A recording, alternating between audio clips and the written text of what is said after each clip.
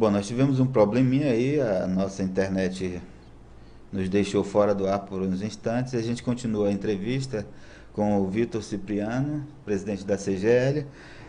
Nós estávamos falando antes de sermos interrompidos sobre esse processo de licitação. Eu estava citando um caso de uma empresa que era subcontratada de uma subcontratada, quer dizer, a empresa que ganhou a licitação era contratou uma segunda empresa que contratou uma terceira para executar o determinado serviço, né? E aí o senhor respondia em relação a isso. Sim, então, só retomando, né? Essa questão é uma questão que a gente tocou anteriormente, já é a questão de execução do contrato, né? Já não é mais a cargo da CGL, já fica a cargo do órgão. Então, o que é importante, né, se colocar em relação a isso? O órgão, ele assume um papel, depois de realizado, quando a gente entrega o nosso produto para eles, que é o licitante vencedor, aquela empresa, ele tem que fazer a fiscalização, e essa fiscalização ela tem que ser efetiva, justamente para que cobre da empresa que ganhou, que ela consiga finalizar aquele serviço, né? O que acontece na prática é isso que o senhor falou. Muitas vezes a empresa subcontrata, né, terceiriza aquela execução e quarteiriza e não fica contento.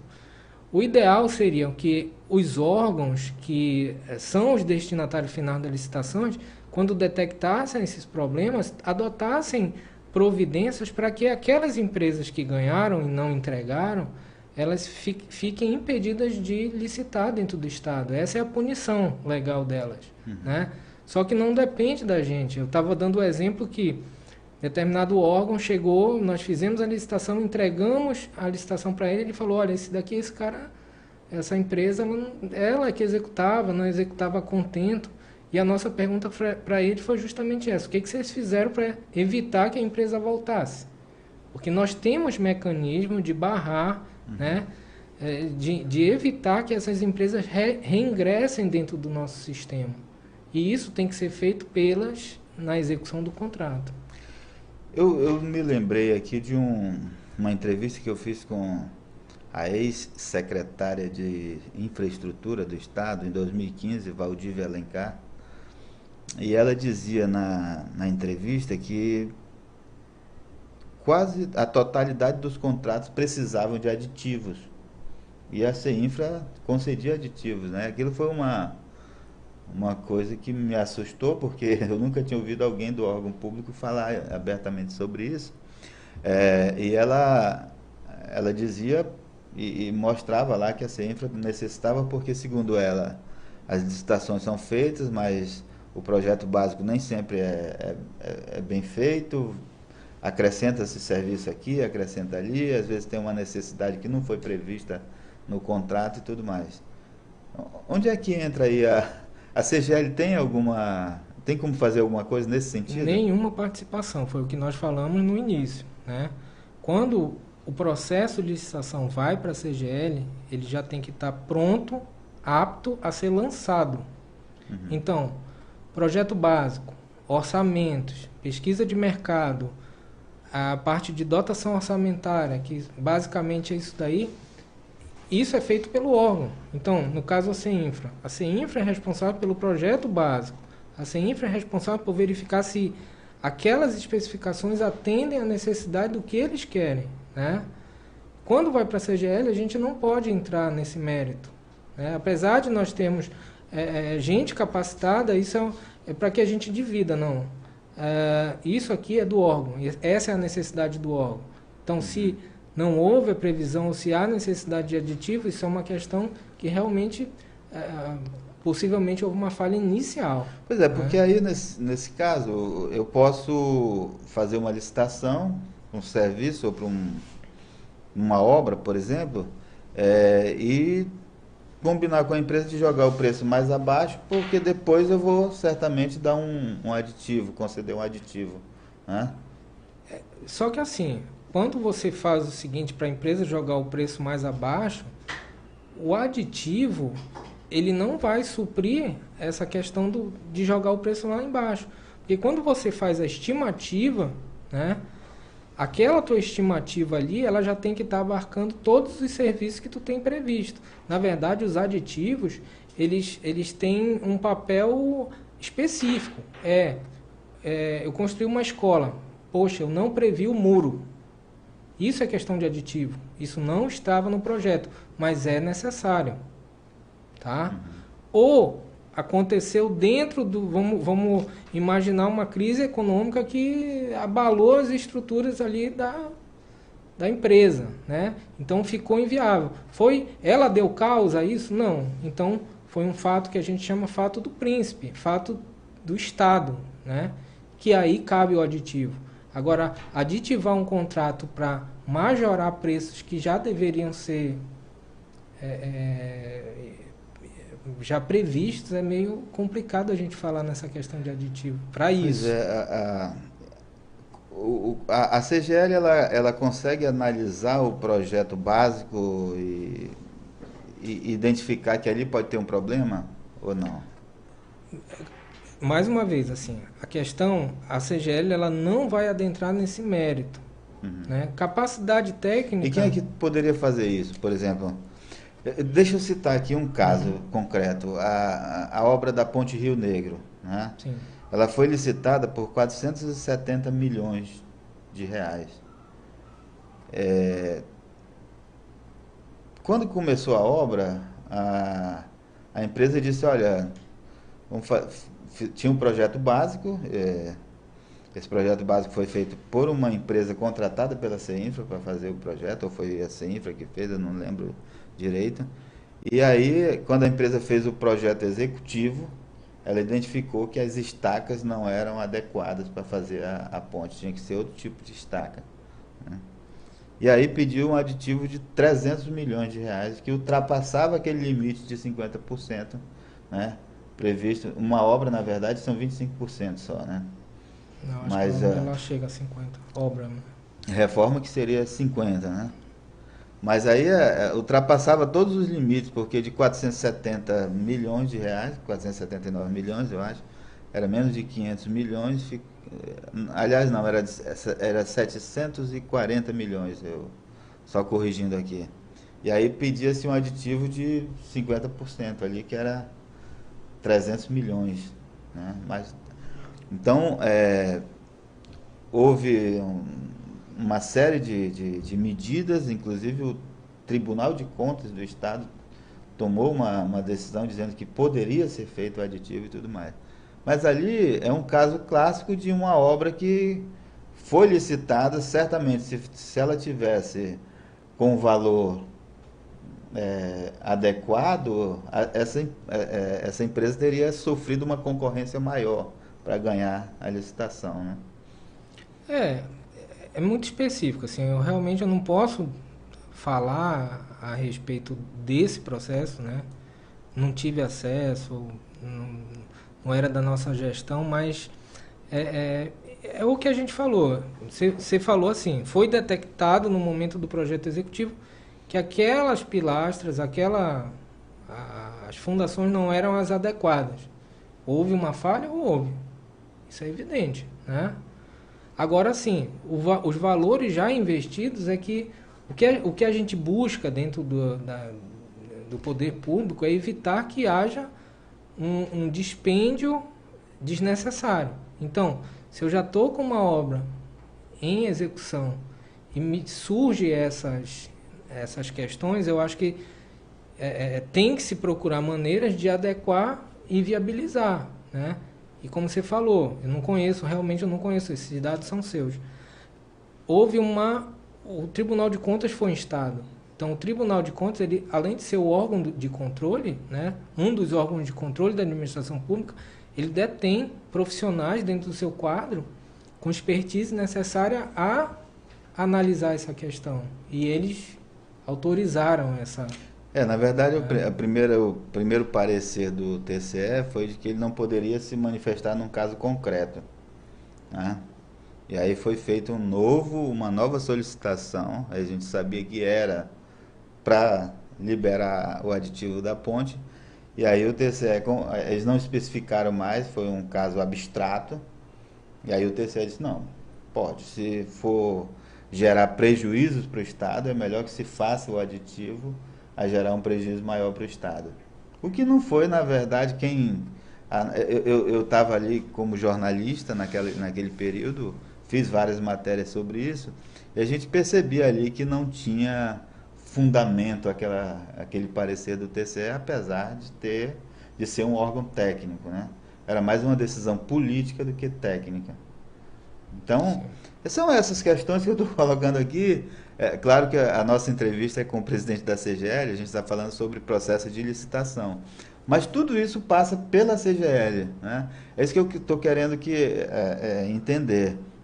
A CGL, então, não tem como detectar que uma licitação tem problema, por exemplo. Olha, em certas, assim, tecnicamente, né, das especificações, como eu falei desde o início, as especificações do objeto, elas têm que ser feitas da melhor forma pelo órgão. O órgão é quem vai demandar. O que a gente detecta, né, e isso daí são falhas dentro do nosso procedimento, né, que a gente pode ser questionado em relação a isso. Agora, existem as empresas que participam das licitações que elas sim, elas são as que vão entrar na competição e elas, teoricamente, detêm quadro, né, quadro profissional que diga, antes, quando a gente lança o edital, quando a gente publica o edital, a gente já abre prazo para as impugnações, né, para que as empresas reclamem, dizendo, olha, isso aqui não é o suficiente, tem que ser feito isso. Quando a gente pega essas impugnações, essas reclamações, a gente encaminha o órgão e o órgão se manifesta. Mas eu só queria lembrar aqui ao senhor e às pessoas que nos assistem que nas delações da Operação Lava Jato ficou claro ali como é que as empresas agiam, né? Tudo dividido para que elas ganhassem a licitação. Olha, as obras dos estádios, né? Determinados estádios vão ficar com essas empresas, determinados estádios vão ficar com aquelas outras. Era uma combinação para que ninguém reclamasse de ninguém e todo mundo tivesse uma fatia ali para morder. Isso ficou claro no processo da Lava Jato, né? Sim. É isso que eu estou perguntando. Quem é no governo, o órgão no governo, que poderia dizer, olha, aqui tem um problema? Porque fica muito... o que o senhor está dizendo aqui é que as secretarias ficam livres para fazer o que querem, né? E mandar lá uma licitação, uma proposta de licitação para a CGL, que vai simplesmente executar essa licitação a partir do preço sugerido pela secretaria. Então, o senhor está dizendo que a empresa tem ali um orçamento, o órgão público tem um orçamento, ele define, olha aqui, 300 mil é para essa obra. Então eu vou fazer aqui uma licitação, está aqui as especificações e a CGL executa. A licitação. Quem é que pode depois dizer dentro do serviço público, olha, esse preço aqui está acima de mercado? No momento que a gente joga, eu não faço a pesquisa, né? Eu não faço, até porque eu tenho que ter isenção para acreditar que aquele preço que foi feito na secretaria ele está dentro do estimado, ele está condizente com o mercado. Então, até para eu ter isenção de julgamento, eu não posso fazer a pesquisa de mercado. Sim. Certo? E quanto ao controle, eu acho que é importante a gente colocar que no momento que a CGL lançou a licitação, essa licitação ela é publicada, né, nos meios oficiais, Diário Oficial, jornais de grande circulação, disponibilizado na internet, e não é fato isolado de a gente sofrer questionamento de Tribunal de Contas, de Ministério Público. Então, esse controle feito pelos órgãos de controle e o controle social, né, que também a gente sofre o controle social, nós tivemos recentemente ações populares ajuizadas por cidadãos paralisando o processo de licitação dos presídios, né? Da operacionalização dos presídios. Então, no momento que a gente lança isso daí, né, dá publicidade a esse processo, qualquer pessoa pode questionar. Qualquer pessoa. Pode ser um engenheiro, uma obra de... O engenheiro verifica lá as especificações dizem, olha, essa coluna não vai aguentar. Então ele pode questionar, né? Então é isso, esse controle social é importante para a nossa atividade, para a atividade das secretarias, né? Até para evitar disso daí, que isso ocorra. Essa economia que o senhor falou de 200 milhões nas licitações é a diferença entre o preço sugerido pelos órgãos públicos, pelas secretarias, e o preço Que efetivamente, foi contratado, né? Foi obtido, né? Obtido na licitação. Sugerido para a contratação. Isso. Eu procurei no site da CGL, procurei no site E-Compras, que era um site do governo, alimentado pela Cefaz, não encontrei mais um gráfico que tinha ali que dizia assim, olha, tantos por cento de licitação tantos por cento dos recursos foi para licitação, tantos por cento, e tinha o valor também, o percentual e valor de dispensa de licitação, tantos por cento e valor de inexigibilidade de licitação. Não encontrei mais esses dados, não tem mais, a CGL não disponibiliza mais isso? Não, isso daí fica a cargo, né, da Secretaria de Fazenda. A gente alimenta essas informações, mas alimenta pontualmente, de acordo com os processos. O processo chega, é colocado dentro... O senhor tem esses dados? Aqui no momento não, mas a gente pode levantar, isso é perfeitamente... Entendi. Não, é porque era no E-Compras mesmo, quando você abria, bem na home page, estava lá esse gráfico que mostrava,